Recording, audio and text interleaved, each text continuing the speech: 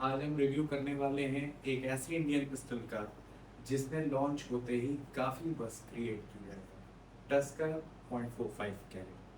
पहली नज़र में इसका डिज़ाइन आपको 2011 के प्लेटफॉर्म की याद दिलाता है। और क्या आज हम बात करेंगे, क्या ये सिर्फ देखने में इतना अच्छा लग रहा है या प्रीमियम है, या वाकई इसकी इंजीनियरिंग भी उतनी ही इम्प्रेसिव है।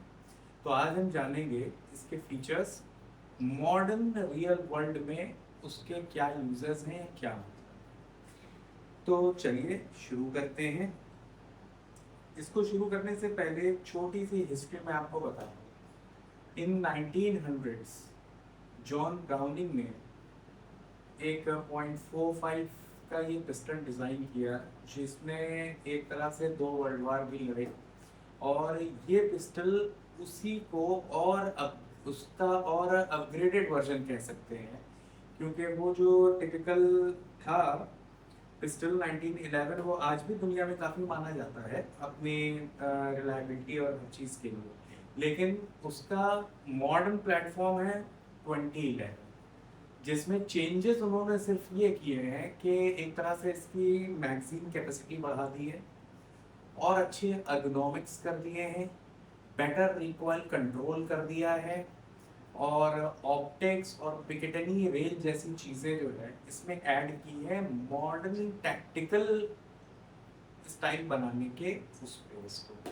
और टस्कर देखते ही एक वही फीलिंग आती है कि जैसे मैंने पहली बार जब ये पिस्टल अपने हाथ में लिया तो मुझे ऐसा पहला प्रीमियम, एक तो लुक इसका बड़ा अच्छा लगा, दूसरे हाथ में इसको अपनी ग्रिप में लेते ही मुझे लगा बड़े होने के बावजूद भी ये बहुत वेल मेरे पाम में प्लांट हो गया। और एक टैक्टिकल पिस्टल जो आजकल डेवलप कंट्रीज लाइक यूएस में यूज़ हो रही हैं और वो जो यूज़ कर रहे हैं, जो आज भी 2011 प्लेटफॉर्म पे चल रही है, स्टैकाटो एक कंपनी है जिसको पहले एसटीआई इंटरनेशनल के नाम से जानते थे, उन्होंने ही 2011 प्लेटफॉर्म को सबसे पहले दुनिया में उतारा था। तो ये उसी से एक तरह से कहेंगे कि प्रेरित होके यहाँ पे जीप गन जो कंपनी है फायर आर्म्स की, उसने इसको डेवलप किया।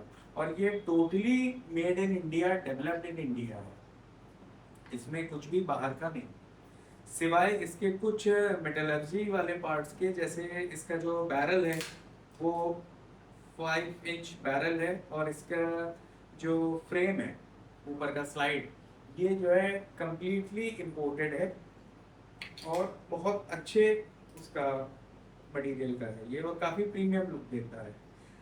अब हम चलते हैं इसके अर्गोनॉमिक्स की तरफ।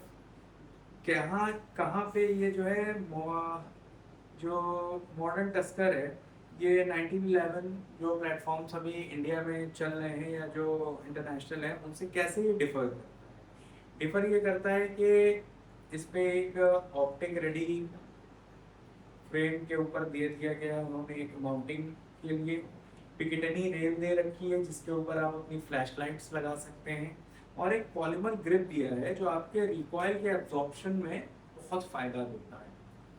अब लोग ये सोचेंगे कि भाई सब कॉम्पैक्ट मॉडल .45 एसीपी के हैं मार्केट में और इसको कंसील करना या ये हैवी है, क्योंकि इसका वेट लगभग 1070 ग्राम है। अब .45 एसीपी और फुल साइज पिस्टल, इतना वेट उसका होना ज़रूरी है to absorb recoil and take follow up shots accurately, ताकि जो कंपनी ने क्लेम किया है इसकी 1.5 से 2.5 इंच की ग्रुपिंग बनती है, तो it is a very good grouping according to .45 जैसे मासिव बुलेट, जो कि लमसम 280 ग्रेन का होता है और काफ़ी भारी होता है। अब .45 एसीपी जो है ये अपनी स्पीड के लिए नहीं जाना जाता, ये है .45 एसीपी का इंडियन मैन्युफैक्चर्ड बुलेट जो कि एचपीएम कंपनी ने बनाया है, जो कि गोवा में मैन्युफैक्चर करते हैं। इसकी खासियत है कि ये अपने वेट के लिए जाना जाता है, अपनी डोमिनेंस के लिए जाना जाता है और अपने hard hitting and stopping power के लिए जाना जाता है। ये बुलेट जब किसी भी चीज़ को हिट करता है तो ये एक स्लज हैमर की तरह हिट करता है। इसकी स्टॉपिंग पावर बहुत अच्छी मानी जाती है। अब सब कॉम्पैक्ट की जैसे हम लोग अभी बात कर रहे थे उसमें, और ये 5 इंच बैरल की पिस्टल में क्या खासियत है? अभी जो 5 इंच बैरल है ये आपको एक साइट रेडियस अच्छा प्रोवाइड करती है। साइट रेडियस क्या होता है? जो आपको एम लेने के लिए बहुत एक अच्छा, आपकी रियर साइड और फ्रंट साइड के बीच की जो लेंथ होती है ये, और आगे टारगेट जिसको आप हिट करना चाहते हैं उसको देखने के लिए ये जो रेडियस होती है ये बहुत अच्छी होती है। तो ये हर लॉन्ग या फुल साइज पिस्टल जो है उसमें बहुत अच्छा काम करती है, और ये सब कॉम्पैक्ट पिस्टल्स में कम होती है। सब कॉम्पैक्ट पिस्टल्स क्या होती हैं कि वो डिफेंसिव सिचुएशंस के लिए डिज़ाइन की गई है कि उसमें आपको बहुत ज़्यादा टाइम नहीं मिलता है फॉर टेकिंग टारगेट, तो वो आप एट रैंडम शूट करते हैं। और ये जो पिस्टल है इसको जो डिज़ाइन किया गया है ये डिज़ाइन है एक तरह से जो इंटरनेशनल लेवल की जो शूटिंग परफॉर्मेंसेस होती हैं हाई कैलिबर्स पिस्टल में लाइक 2011, तो ये शूटिंग कंपटीशन को नज़र में रख के ध्यान किया गया है और इसको बनाया गया है। उससे फ़र्क क्या पड़ता है कि जो नॉर्मल डिफेंसिव वेपन्स हैं, जो पिस्टल्स हैं, नॉर्मल 1911 प्लेटफॉर्म हुई या और जो 32 प्लेटफॉर्म हुई उसके मुकाबले ये जो मैच ग्रेड पिस्टल बनती हैं इनकी स्लाइड रैकिंग बटर स्मूथ होती है, इनका ट्रिगर पुल फेदर लाइट होता है। अच्छा मैं पहले बता दूं कि अकॉर्डिंग टू यूट्यूब ये डिस्क्लेमर है कि मैगजीन एम्प्टी है, गन फिजिकली चेक्ड है, ऑलरेडी एम्प्टी है, और ये एक सेफ एनवायरनमेंट में बन रहा है वीडियो, तो कोई भी प्रोजेक्टाइल या बुलेट जो है बैरल में नहीं मौजूद। तो ये चीज़ें जो मैं बता रहा था। अब इसकी खासियत ये है, नॉर्मल 1911 पिस्तौल्स जो अभी इंडिया में कई कंपनीज ने उतार रखी हैं, एक तो सबसे बड़ी खासियत है लोड कैपेसिटी। नॉर्मल 1911 में 7+1 या 10+1 की मैगजीन साथ में आती है। इसकी नॉर्मल मैगजीन 11+1 और जो इसकी एक्सटेंडेड मैगजीन है वो 13+1, जस्ट डबल कर देती है एक तरह से आपकी शॉट पावर, कि आप जल्दी जो है एनिमेशन आपका खाली नहीं होगा। क्यों? क्योंकि ये मैच ग्रेड पिस्टल है, वहाँ आपको बार बार मैगजीन चेंज करने में आपका टाइम वेस्ट होता है। और अभी तक की जितनी भी मैंने 1911 पिस्टल्स देखी या अदर कैलिबर की पिस्टल अलग कंपनीज की देखी, उनमें ये एक पहली लौती 2011 पिस्टल है जो अभी इंडिया में जिसने कदम रखा है।